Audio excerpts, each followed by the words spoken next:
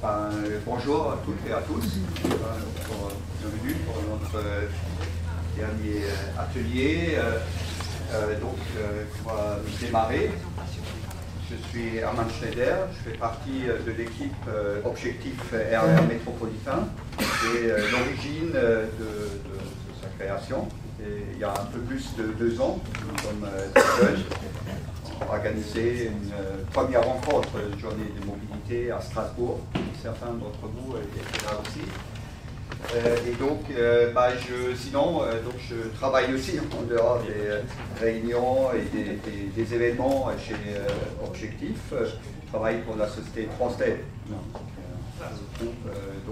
Mobilité, vous savez, français, qui devient de plus en plus européen, notamment franco-allemand, avec comme actionnaire la Caisse des dépôts et une famille d'industriels allemands, la famille Reismann, qui va prendre 2 tiers de notre capital. C'est un projet européen, et donc il y a d'autres sociétés européennes ici qui sont venues chez nous, comme la société Saarstahl ou d'autres. Donc la coopération franco-allemande, ça peut fonctionner. Donc c'est pour ça que je me permets un petit clin d'œil sur un pays qu'on n'a pas trop évoqué, parce qu'on avait le focus France-Suisse surtout, donc c'est un peu sur l'Allemagne.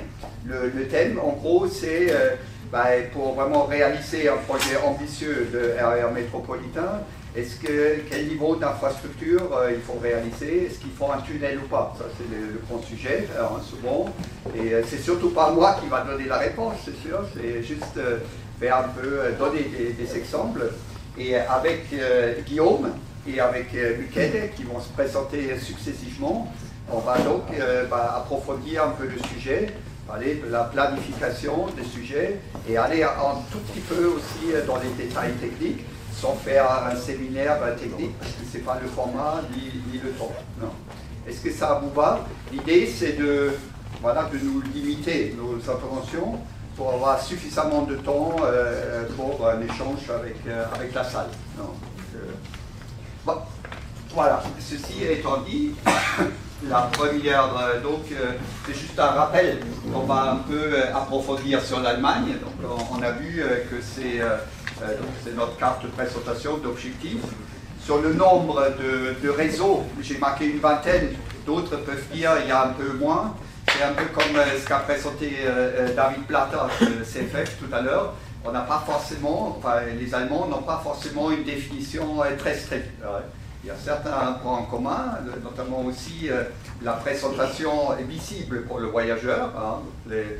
On verra ça, le S de S-Bahn RER qui est normalement bien affiché, mais sinon les définitions c'est assez souple. Donc il n'y a pas de loi CERM en Allemagne, ça n'existe pas. Pour la raison, déjà tout simple, clin d'œil historique. L'année dernière à Strasbourg, je ne sais pas si parmi vous sont venus en atelier, j'ai eu l'occasion de présenter le centenaire, qui est le premier S-Bahn de Berlin, qui était construit sur un viaduc qui était déjà construit dès la fin du 19e siècle, et donc avec l'inauguration du système, déjà un système électrique dès 1924. Donc cette année, on va fêter les 101 années de l'existence du S-Bahn Berlin. Mais ce n'est pas ça la raison, parce que, comme j'ai marqué, déjà donc, la question du tunnel qui se posait.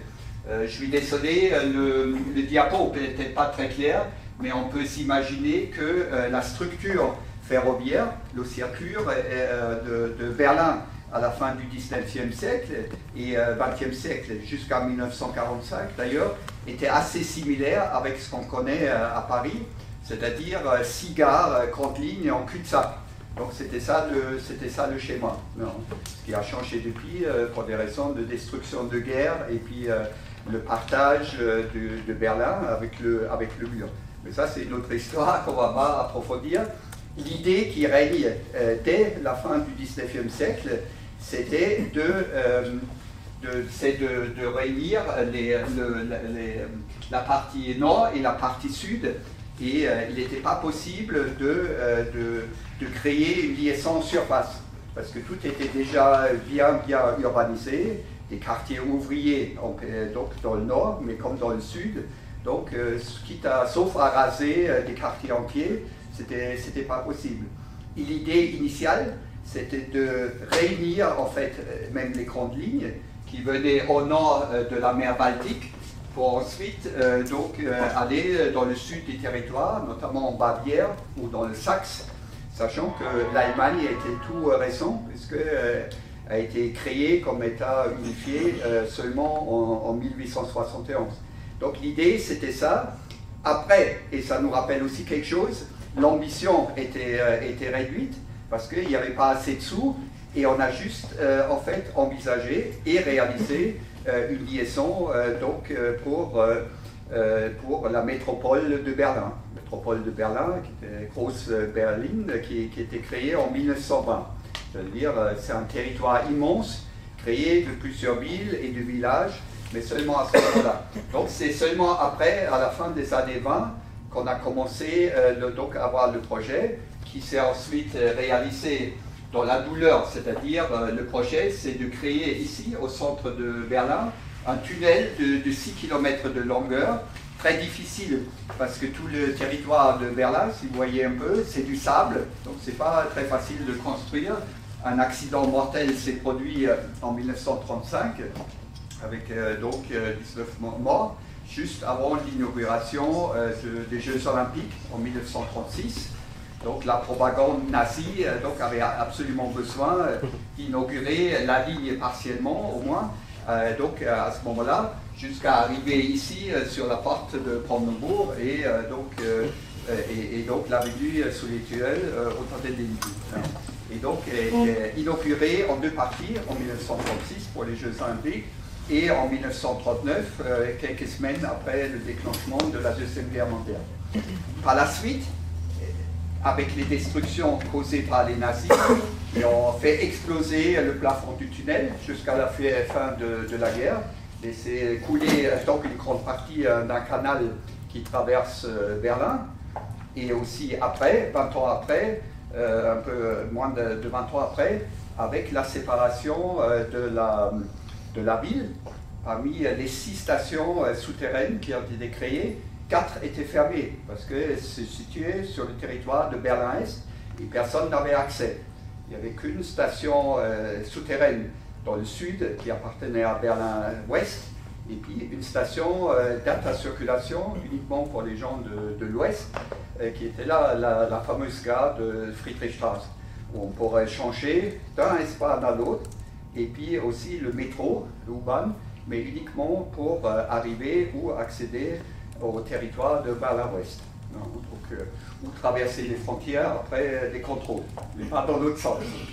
Donc avec tous ces péripéties, c'est pour dire que l'ouvrage existe toujours, donc presque 80 ans, plus de 80 ans, presque 90 ans après, et toujours l'oscillature du système du ESPAN, du RER de Berlin.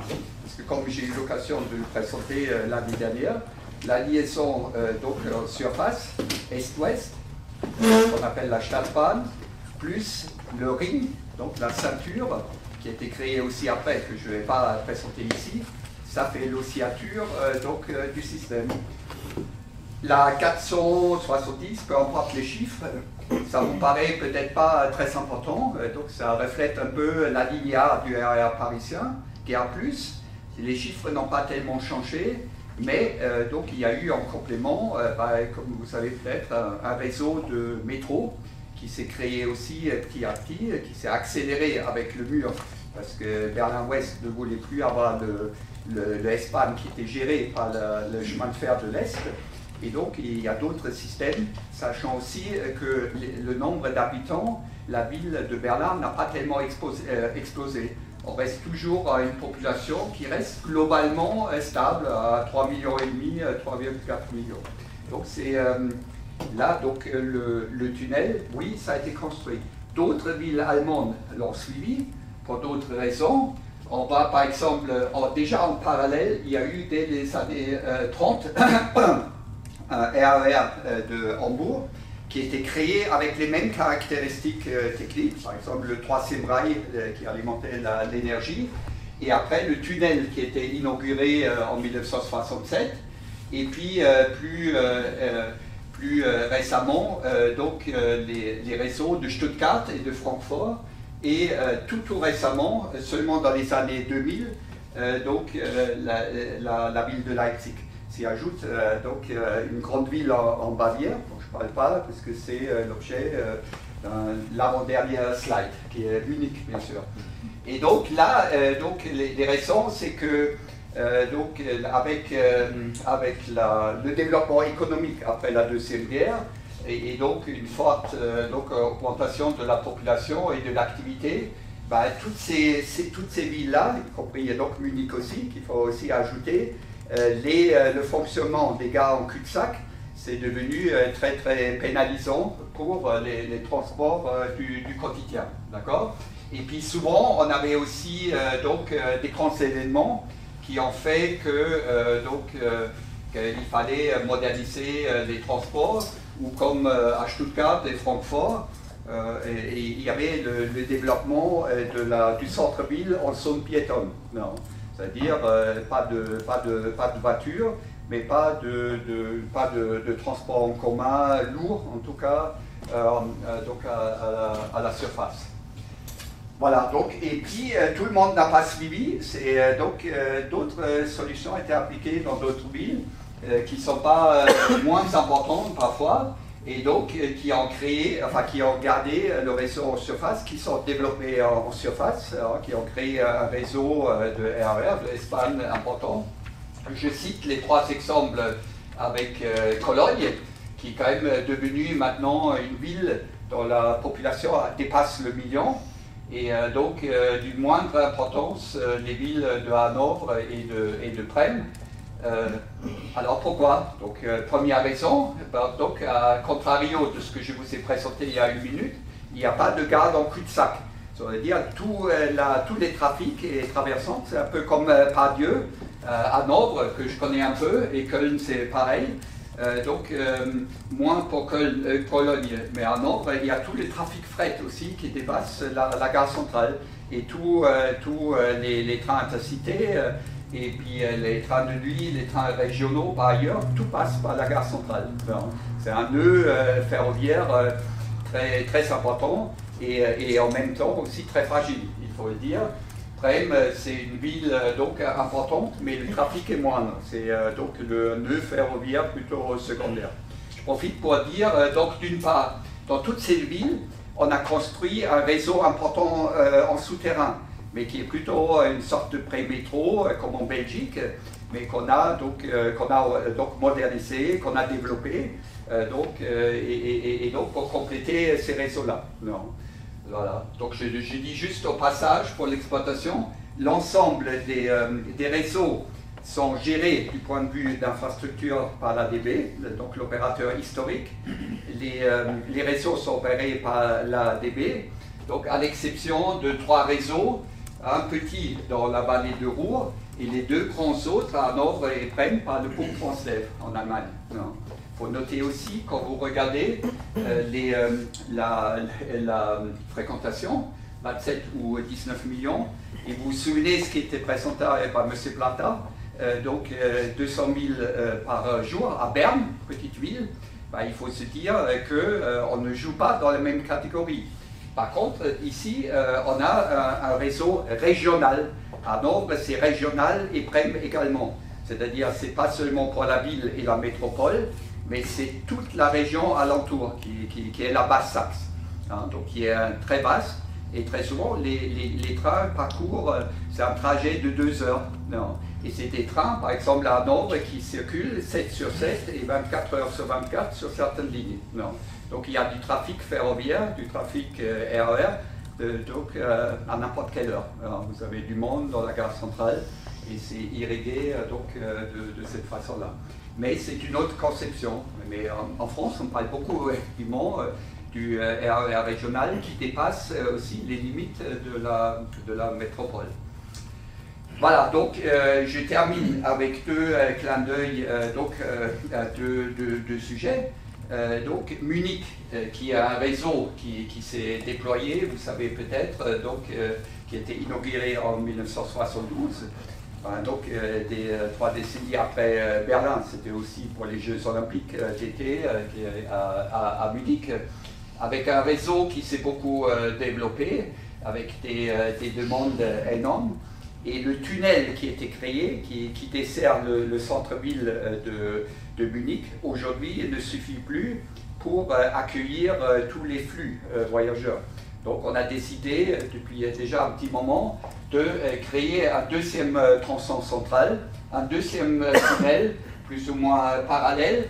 Donc c'est la ligne rouge qui complète la ligne verte, qu'on voit très bien, avec une nouvelle gare, enfin juste en parallèle, des nouveaux quais sur la gare centrale, et aussi donc une nouvelle gare au centre qui va être créée pour une inauguration qui aurait dû lieu cette année, mais qui est repoussée aussi en 2036. Alors, donc ça prend un peu de temps.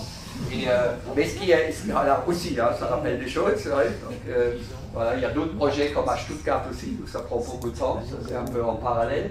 Mais ce qu'il faut souligner aussi, c'est que ce projet-là n'est pas, donc, il ne faut pas le regarder d'une manière isolée, parce que ça fait partie d'un plus vaste plan d'investissement et de modernisation du réseau pour permettre donc un cadencement renforcé des trains, un train toutes les 2 minutes, et donc avec la modernisation normalement, notamment de la signalisation, hein, avec une supervision qui permettent donc on continue le système allemand LCB, ça s'appelle, et puis aussi une modernisation aussi de la gare centrale, hein, donc avec toutes ces infrastructures pour presque 1 milliard.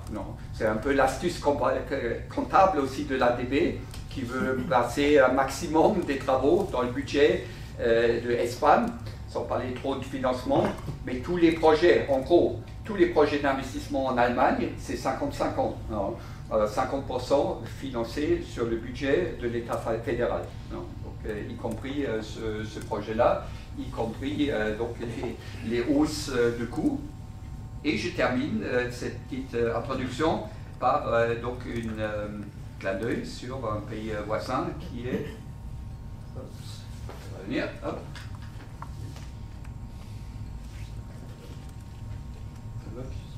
Oui, donc qui est l'Autriche, donc c'est une petite, qui est la ville de Graz. Je ne sais pas si vous connaissez, c'est une ville de 300 000 habitants qui est intéressant de découvrir. Et, merci beaucoup Guillaume, merci beaucoup.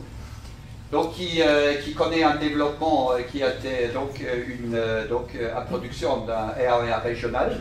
Ici, on est sur la montagne, hein. C'est la première ligne de montagne dans les Alpes, la Semmeringbahn, qui était la première à être créée au XIXe siècle. Et donc, un train donc, avec les couleurs du Espagne de la Styrie. Et donc, la question était, malgré un réseau de trams assez dense en centre-ville et de développement du RER déjà, donc dès 2007, donc comment faire en sorte que la part modale, qui était jugée trop faible pour les transports en commun, de 20%, comment on pourrait l'augmenter de 50%, c'est-à-dire pour le passer à 30%. Et ils ont fait la conclusion, un seul renforcement des tramways au centre-ville ne sera pas suffisant. Et la capacité des lignes ferroviaires n'était pas suffisante. Donc ils ont pris la décision, après moult discussions, de créer un tunnel le plus court possible, pour ne pas trop dépenser. Donc c'est un budget de 3 milliards, un peu plus que 3 milliards, valeur 2022, mais qui coûterait moins cher qu'un métro, qu'un système. Donc ils sont mis d'accord, sachant que je termine là-dessus en clin d'œil politique. C'est donc en Autriche, vous savez un peu, il y a un spectre politique le plus variable possible, parce que la région est maintenant gouvernée par la droite dure ou l'extrême droite de FPÖ, et la ville de Graz, très historiquement, est gérée par le Parti communiste autrichien. Donc c'est une maire, donc membre du Parti communiste. Et donc ça doit cohabiter ensemble et développer les transports. Donc chaque ville, chaque système a ses propres caractéristiques. Et je termine là-dessus. Après, si on reste un peu de temps, si vous avez une question, ou après, je suis prêt à vous répondre. Merci beaucoup de votre attention.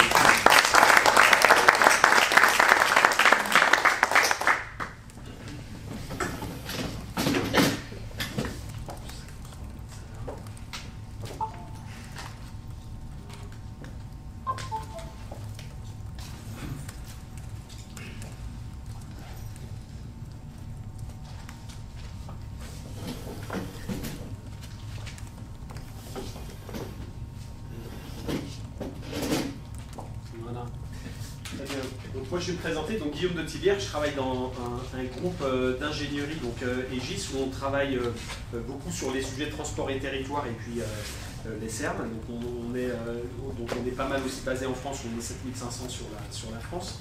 Et on va revenir un petit peu sur les enjeux justement liés à la capacité pour les réseaux de transport et de CERN. Donc le premier sujet important, et ce que je vais voir avec vous, c'est d'abord un peu d'où viennent ces problématiques de capacité qu'on va retrouver sur tous les CERN, avec les contraintes, et essayer de voir un petit peu quels sont les leviers d'adaptation pour gérer, on va dire, les différents niveaux de capacité qui vont être un petit peu à mettre en œuvre vis-à-vis des enjeux de mobilité par rapport au niveau de service qu'on va vouloir mettre en œuvre. Et ensuite revoir notamment les sujets un peu d'incrémentation, on va dire tous les aménagements qu'on peut mettre en œuvre et les sujets de gouvernance qui vont venir aussi liés à ça. Alors, un des points importants sur la typologie des CERN, donc ça c'est un schéma qu'on avait fait sur, on va dire, les armatures ferroviaires et les CERN, et qu'est-ce que sont les CERN et les définitions des CERN.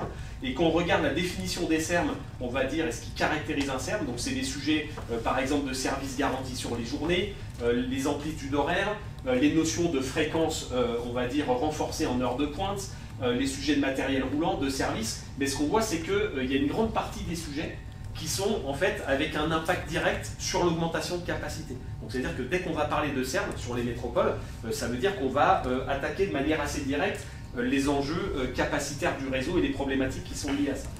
Alors ensuite, sur l'ambition, il y a une autre chose aussi qui est intéressante, c'est que sur le COI, donc le rapport de Villemin 2, il y avait sur la commission 13 CERN qui avaient été, on va dire, analysés en détail par l'État, d'accord, et les services de l'État. Et en fait, on a 24 CERN labellisés maintenant. Donc vous voyez qu'on voit 24 CERN, c'est-à-dire qu'on a une grande ambition, d'accord. Et un des sujets qui va justement et qui touche un petit peu les enjeux qu'on a, c'est, on va dire, sur les ambitions vis-à-vis de l'investissement par rapport au sujet capacitaire. Donc nous, par exemple, avec les équipes, on a travaillé sur les 24, on a travaillé sur la dernière dizaine d'années sur à peu près 14, on va dire, étoiles ferroviaires et puis un certain nombre de CERN où on est actuellement. Et ce qui ressort un petit peu des sujets, c'est des sujets alors qu'on savait déjà depuis un moment, mais c'est que déjà le réseau ferroviaire, on va dire, et l'ensemble des grands nœuds sur lesquels on a des gros projets de CERN qui sont très importants, on va dire, dans les enjeux de mobilité en France. En fait, on est sur l'ensemble des axes, sur des axes majeurs du réseau national, d'accord, pour la plupart, avec des nœuds aussi fortement sollicités. Donc, parce qu'on a toutes les liaisons internationales, les trams, on va dire, avec des TGV, on va dire, qui reviennent sur les gares, tous les TER et les RER, qui sont des réseaux relativement denses.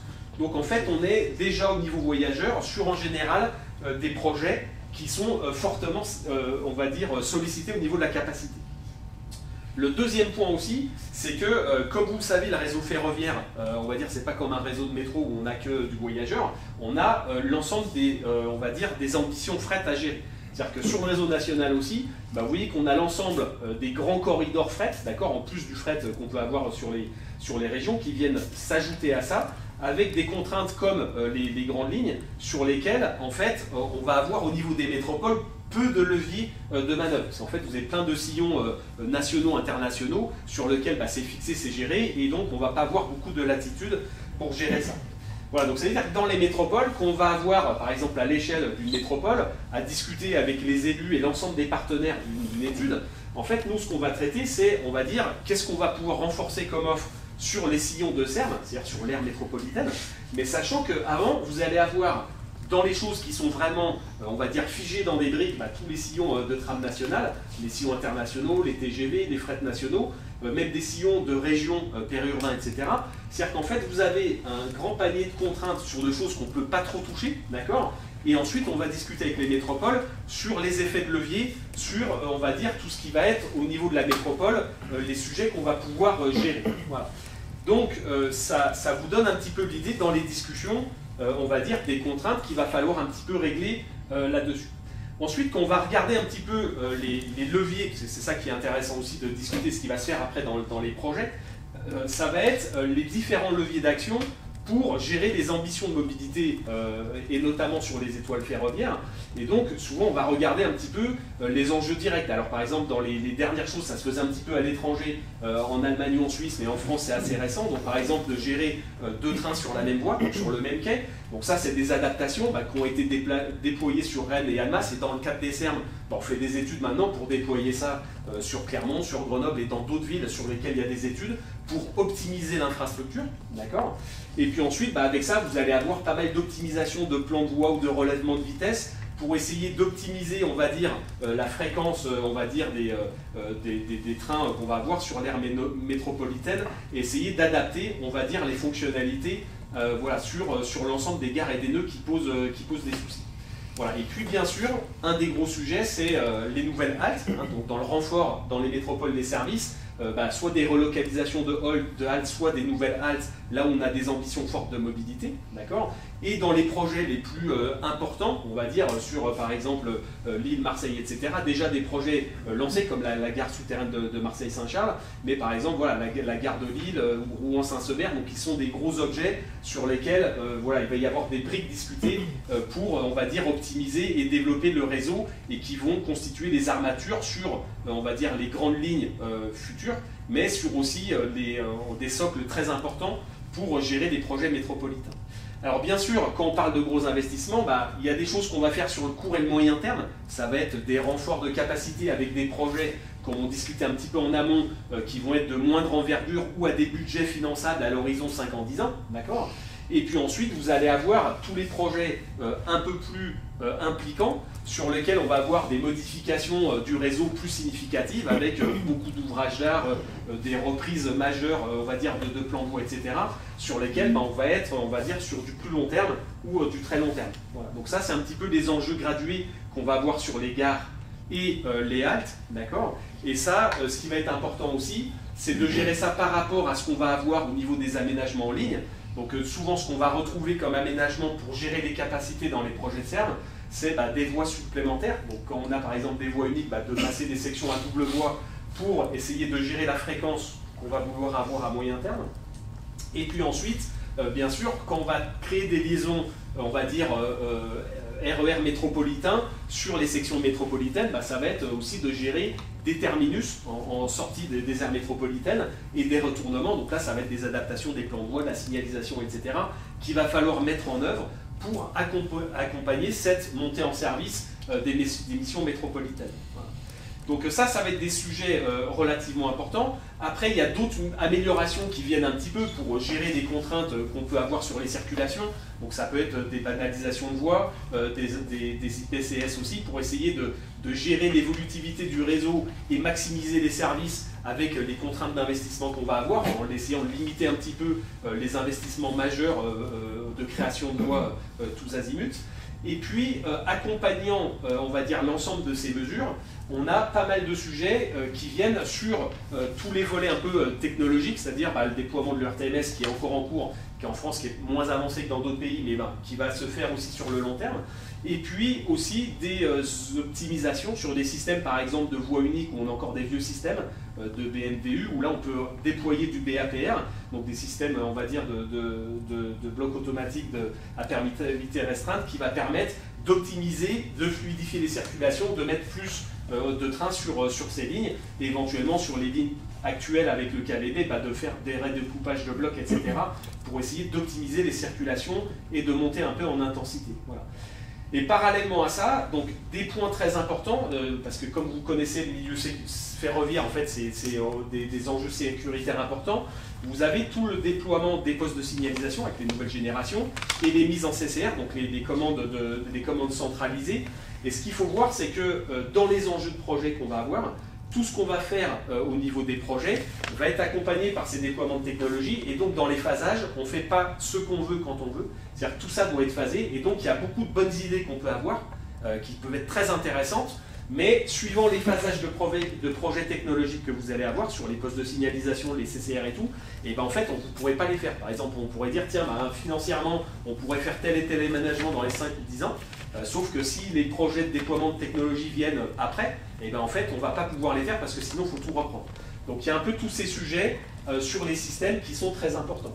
Et donc ce qu'il faut voir aussi sur les thématiques des Sermes, c'est que, sachant, on va dire, les investissements et puis, on va dire, toutes ces problématiques de mise en place des projets qu'on doit mettre en œuvre sur les SERM et sur le réseau ferré, ça veut dire que globalement, il faut une vision de planification qui soit vraiment réglée et à long terme. Et donc pour ça, ça veut dire que vous devez avoir des arbitrages et des accords entre les acteurs. C'est-à-dire que la région, elle va gérer des sillons longue distance régionaux, la métropole, et donc avec des performances qu'elle veut garantir. Quand une métropole veut injecter plus de trains, etc., et dégrader des temps de parcours de trains régionaux, bah, vous allez bien comprendre que la région ne va pas être d'accord. Et donc, il y a des accords à avoir et des arbitrages. Et ce qui va faire un petit peu le fait que ces projets de SERM vont fonctionner ou pas, c'est le fait d'avoir des accords et des visions communes mises en place justement par les différents acteurs. Voilà, donc ça, c'est très important.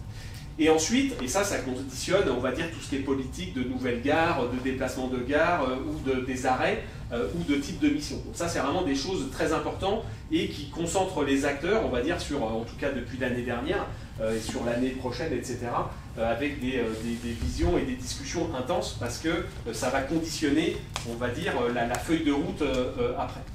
Ensuite, dans les trajectoires, qui est vraiment la notion de trajectoire service infrastructure, vous allez avoir tous les sujets court terme. Donc là, ça va être des augmentations de fréquences, et plutôt là où on a de la capacité, où on peut lever des leviers de capacité, on va dire, sur du court moyen terme, d'accord, avec toujours la notion de robustesse à gérer.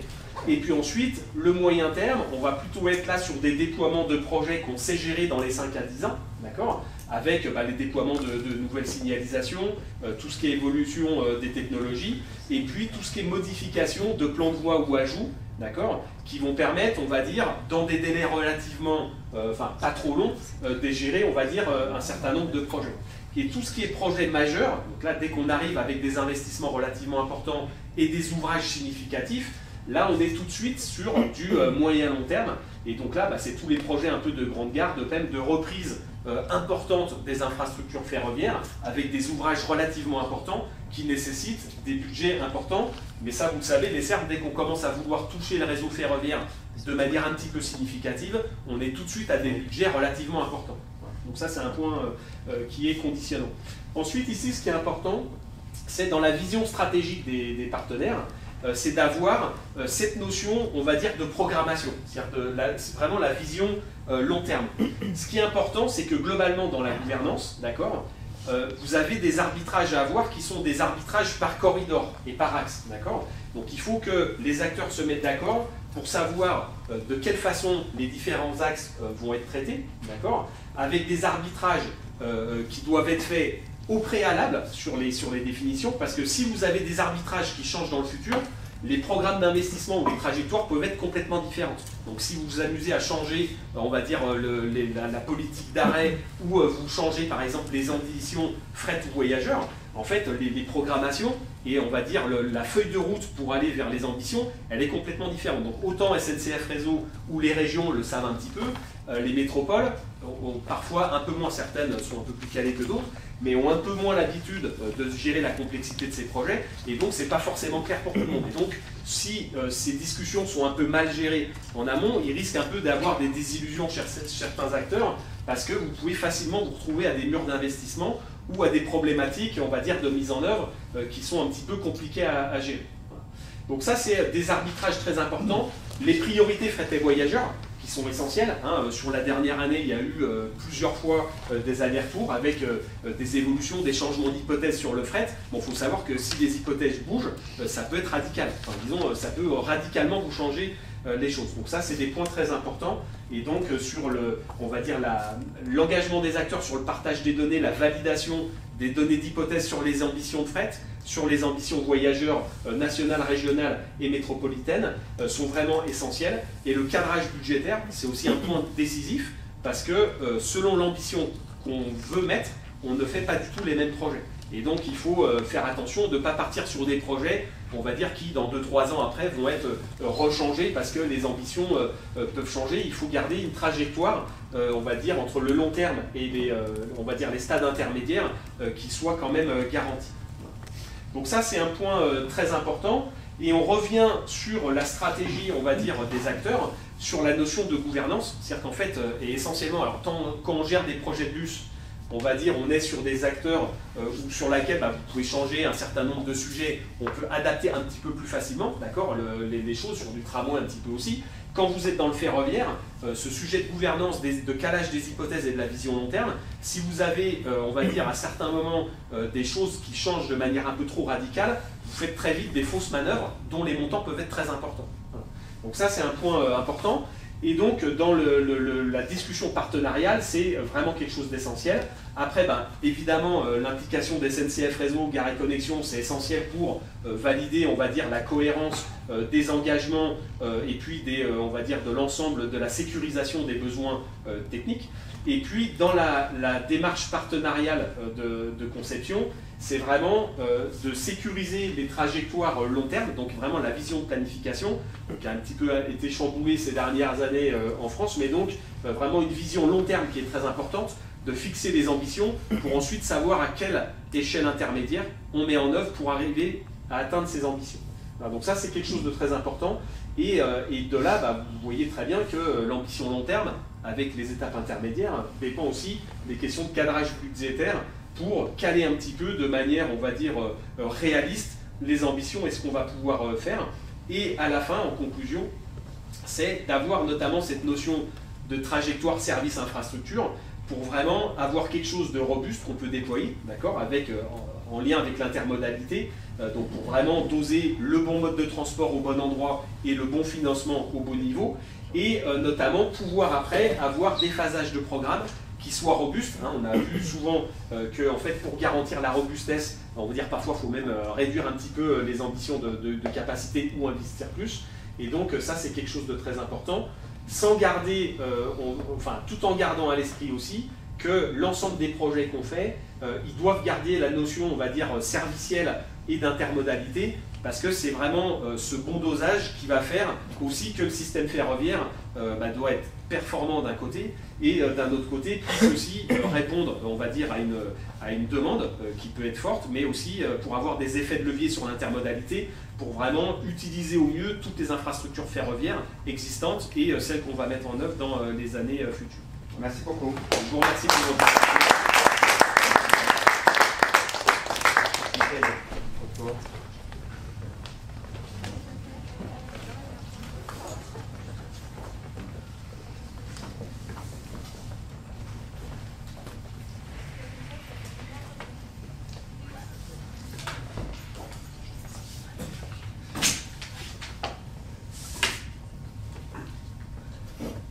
Voilà, bonjour à toutes et à tous. Mon nom est Michele Mossi, je suis le directeur et fondateur du bureau d'ingénieurs GEST, qui est actif en France, en Suisse et en Belgique.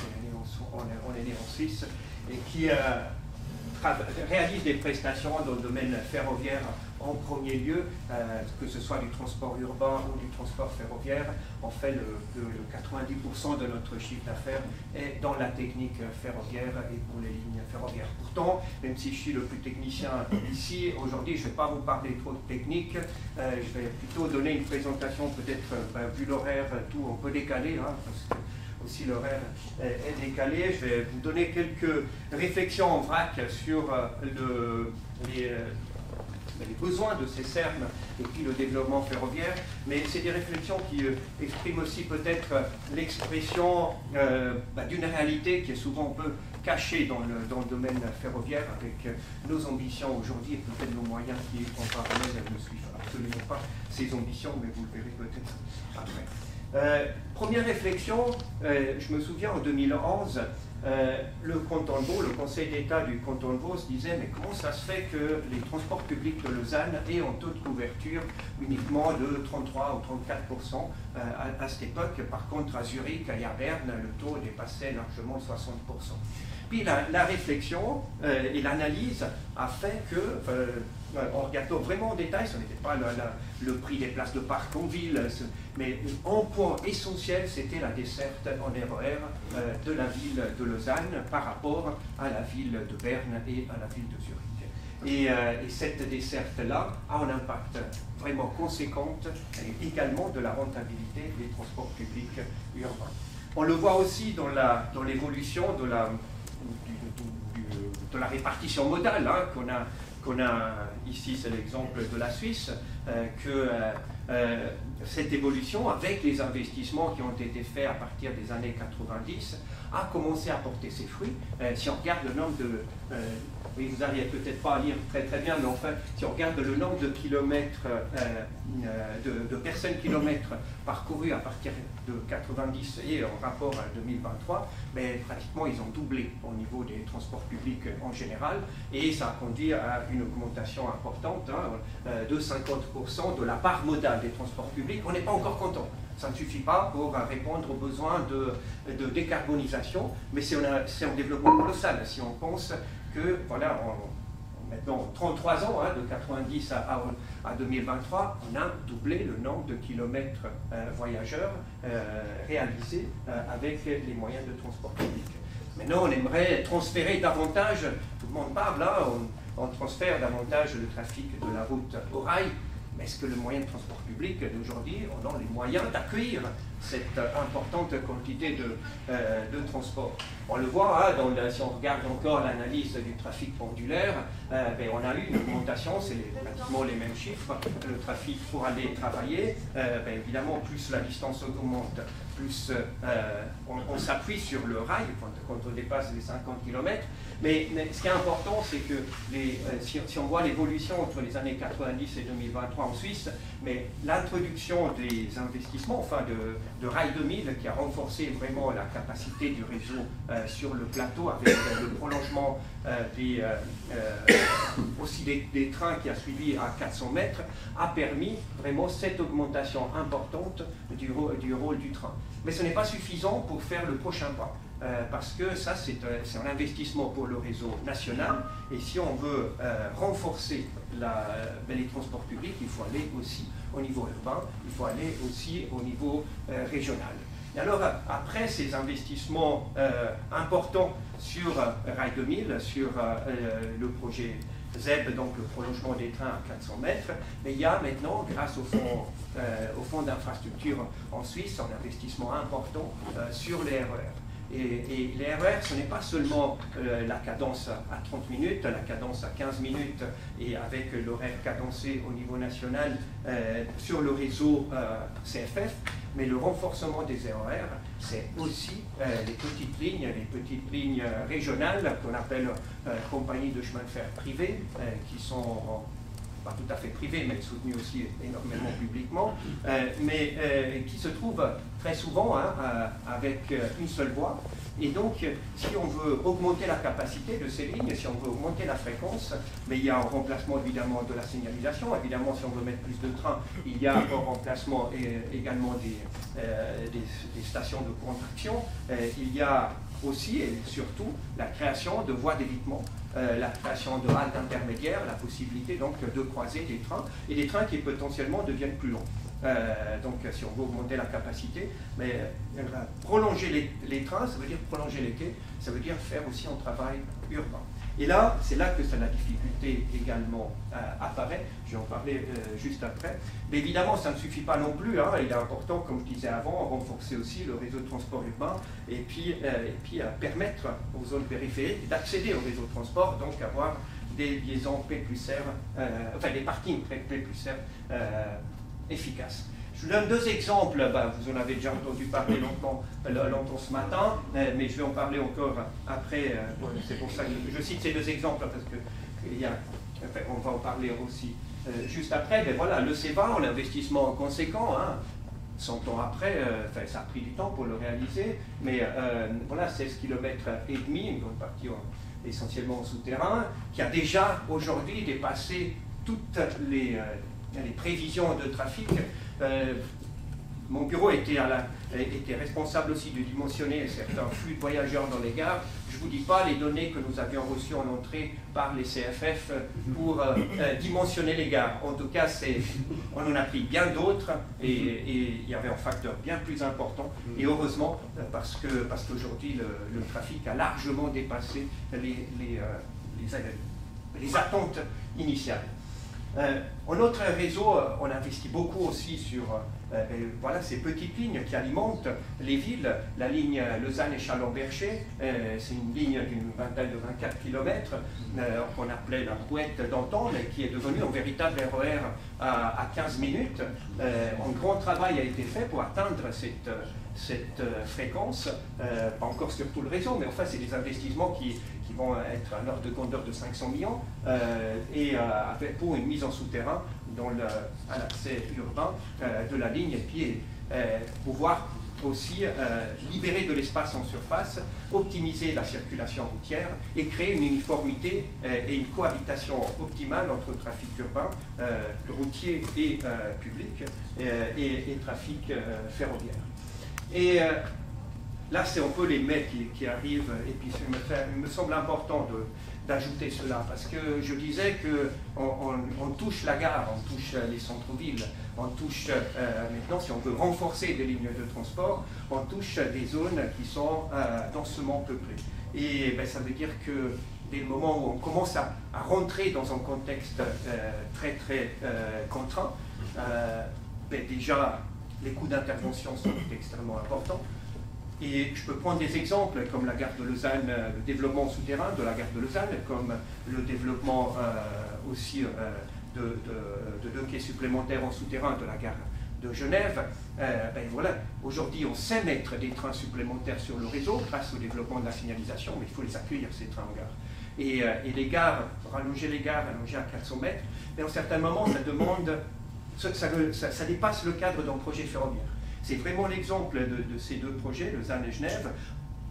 D'abord, on a commencé à analyser ces projets sur le plan ferroviaire, puis après, la ville, elle dit « Ah mais non, mais c'est chez moi, je veux en profiter pour requalifier tout l'espace urbain qui est autour. » Puis les transports publics urbains, elle dit « Ah mais je veux m'intégrer aussi dans ce projet. » C'est un éternel recommencement. Après, il y a les riverains qui veulent aussi intervenir.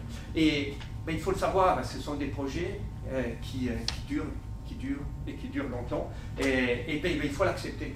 Il faut avoir un tout petit peu de patience, il faut apprendre à avoir de la patience sur ces projets, parce que ce sont des projets qui sont réalisés pour les années à venir, et pas seulement pour demain, mais pour les 50 ou les 100 années à venir. Et toucher le cœur d'une ville, mais ça demande vraiment une intervention et un consensus important. Voilà, on parlait de 2025 pour les gares de Genève et de Lyon et de Lausanne, pardon, mais ce sera plutôt proche des années 2040. Donc voilà, il y a des travaux importants, et qui évidemment ces travaux touchent aussi les coûts de construction. Après, il ne faut pas oublier, je ne vais pas trop en parler sur la suite, mais il ne faut pas oublier que si on ajoute des trains, on ajoute aussi on a besoin aussi de faire de la maintenance de la voie. Et les horaires deviennent de plus en plus étalés, du matin très tôt jusqu'au soir très tard, et donc les heures qu'on a à disposition pour maintenir un réseau qui est de plus en plus usé, deviennent très faibles. Et aujourd'hui, c'est une réalité à ne pas cacher que la préoccupation de maintenir le réseau ferré en état est réellement une préoccupation majeure pour l'avenir. Et il y a un autre mais qui est pour moi important, parce que l'ambition de transférer le trafic routier sur le ferroviaire est certainement grande, mais ça demande presque de doubler aujourd'hui la capacité du ferroviaire. Mais pour le faire, ce n'est pas seulement une question d'argent, c'est une question humaine aussi. Et aujourd'hui, c'est une réalité, ni l'industrie, ni l'ingénierie, ni les équipes de maintenance, ni les gestionnaires d'infrastructures, même l'exploitant, n'ont pas les ressources pour le faire. L'ambition, elle est là, l'engouement, il est là, l'enthousiasme, il est là, mais voici quelques exemples. On a travaillé aussi, nous, acharnement pour mettre en service le LEB au quart d'heure. Bon, vous ne voyez pas trop, mais enfin, la ligne du LEB n'a pas été mise au quart d'heure selon l'horaire, et le CEVA, le Léman Express, avant exactement dans la même situation, par faute de personnel. Il n'y avait pas les conducteurs nécessaires pour arriver au quart d'heure. À la fin de l'année, c'était encore la même chose, 6 mois après. Pour le LEB, c'était encore, il y a un manque de personnel pour maintenir l'exploitation. Léman Express, voilà, biffé par manque de conducteurs. Une année après encore, les CFF suppriment des trains à cause de manque de mécaniciens. récemment, hein, les TL, les bus supprimés pour des raisons d'exploitation. Enfin, si on creuse, c'est marqué aussi dans l'article, absence de personnel. Ça, c'est seulement chez l'exploitant, mais il y en a pour tous les goûts. Hein.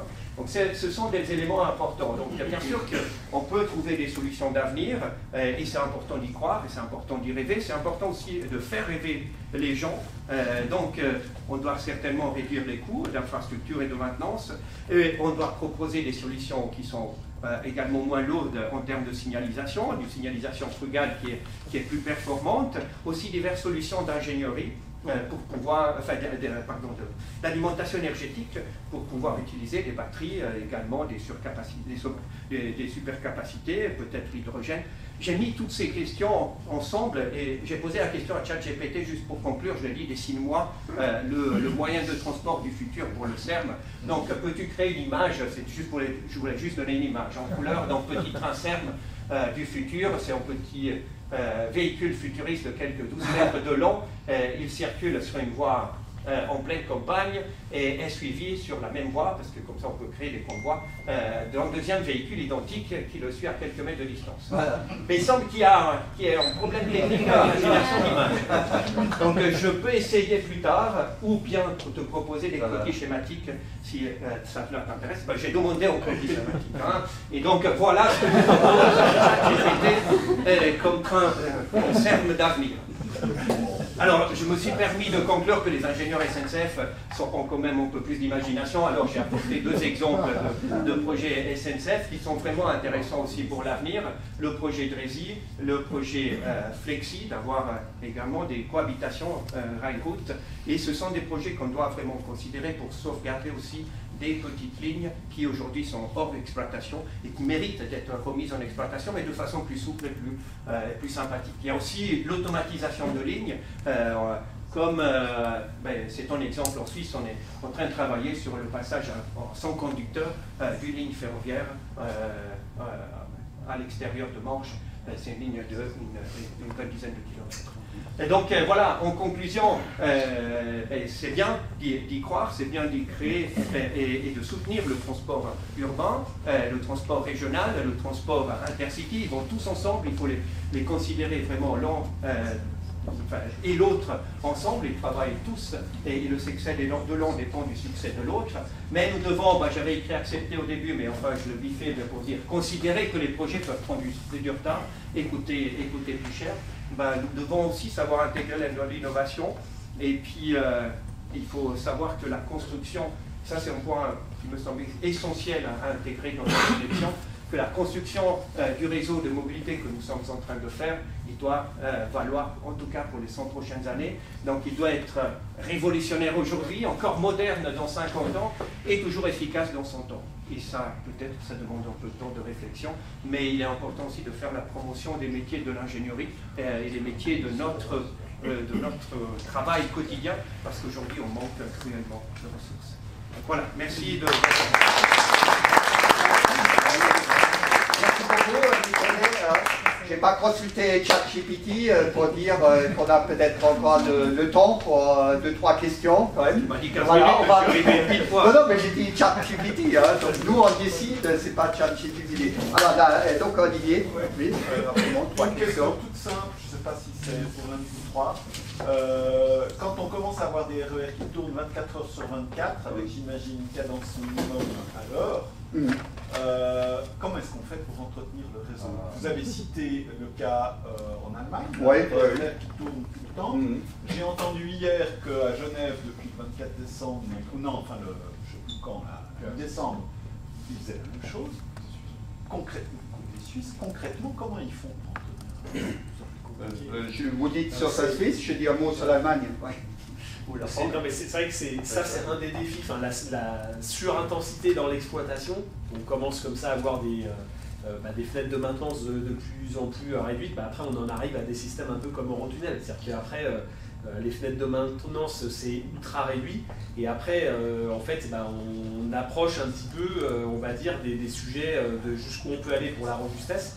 Et, ensuite, il y a des vrais problèmes. C'est-à-dire qu'après, quand on va avoir de la rénovation un petit peu importante, ou des rénovations, ou voire même, on va dire, d'autres projets, on va dire, de montée en capacité, et ben là, vous êtes obligé de dégrader le service de manière relativement importante pour, on va dire, faire les travaux de renouvellement, de maintenance, etc. Donc voilà, là vous approchez un petit peu des limites, un petit peu des systèmes, et ça complexifie quand même beaucoup l'exploitation et puis des services, quoi.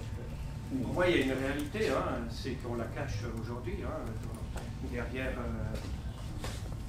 derrière la volonté d'augmenter la capacité, de répondre vraiment à la volonté populaire, mais demain on ne saura pas maintenir ces lignes si on maintient la même exploitation. Donc à un certain moment, il faut un horaire dégradé.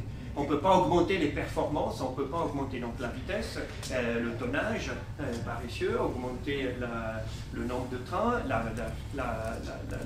la période d'exploitation sur la journée sont réservées des plages de maintenance. On va dans le mur. Mais donc ça veut dire qu'il y a des moments, et c'est le cas ces dernières années, où on ferme la ligne et puis on fait les travaux de il y a surtout chez nous, par exemple à Norme, c'est même pas la question de l'entretien, c'est tout le temps des travaux qui étaient planifiés ou non planifiés à la DB. Le nombre d'incidents au passage à niveau, par exemple, c'est surtout ça des sujets où on est obligé donc à la dernière minute de diriger la circulation sur une ligne à voie unique, par exemple, où on partage aussi sur une ligne à voie unique et le RER et le trafic à grande ligne et le fret, des fois. Donc c'est une véritable prouesse. On concentre sur une seule voie. On est obligé parfois, oui, et si on fait des travaux, voilà. Comme on l'a toujours fait sur le réseau français historiquement. Hein. Moi je félicite les Suisses d'en arriver à ce niveau-là, parce qu'en France on maintient ce qu'on appelait des plans travaux, ce qu'on appelle aujourd'hui les plages de surveillance, et ça ne nous empêche pas d'avoir des coupures très fréquentes maintenant, des voies à double voie, pourtant électrifiées, pour l'organisation des travaux.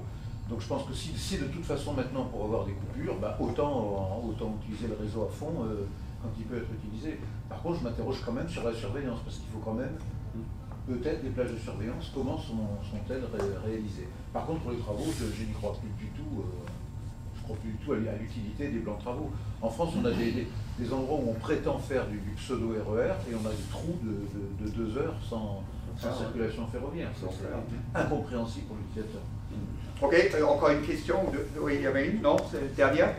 On va en rester. Oui, une dernière, voilà. J'allais dans ce sens-là, parce qu'on a aussi beaucoup de voies uniques, surtout ici en Haute-Savoie, et dès qu'il y a un incident, on ne sait pas travailler en mode dégradé. Aujourd'hui, quand vous avez une ligne qui est coupée, au bout de 24 heures, vous n'avez toujours pas de service de bus organisé. Il y a un bus qui se promène. Mais aujourd'hui, comment est-ce qu'on travaille aussi en disant, on s'organise pour travailler en mode dégradé, c'est-à-dire qu'on sait avoir une ligne coupée. C'est très difficile parce que aussi vous devez trouver les bus à disposition pour remplacer les conducteurs de bus. Et si le ferroviaire atteint un certain succès, ça veut dire que vous devez amener un nombre de bus conséquent. Donc aujourd'hui, on est largement sous-dimensionné pour réagir à des cas qui vont devenir plus fréquents à l'avenir. Et qui transportent l'ensemble des voyageurs. Alors, chez nous, c'est par exemple le RER qui ne fonctionne pas à côté de Munich, mais aussi tous les voyageurs de la DB qui prennent ensuite aussi le bus. C'est un système qui explose complètement. Enfin, c'est plus facile quand même de faire un pont entre deux stations quand on a une coupure de ligne que de tout interrompre, comme malheureusement c'est la coutume en France. On interrompt carrément l'exploitation d'une ligne sur une centaine de kilomètres. Tout ça parce qu'on a un incident à un endroit. Ok, sur ceci, là, donc je vous remercie beaucoup de votre participation et l'action des Merci beaucoup. Merci beaucoup.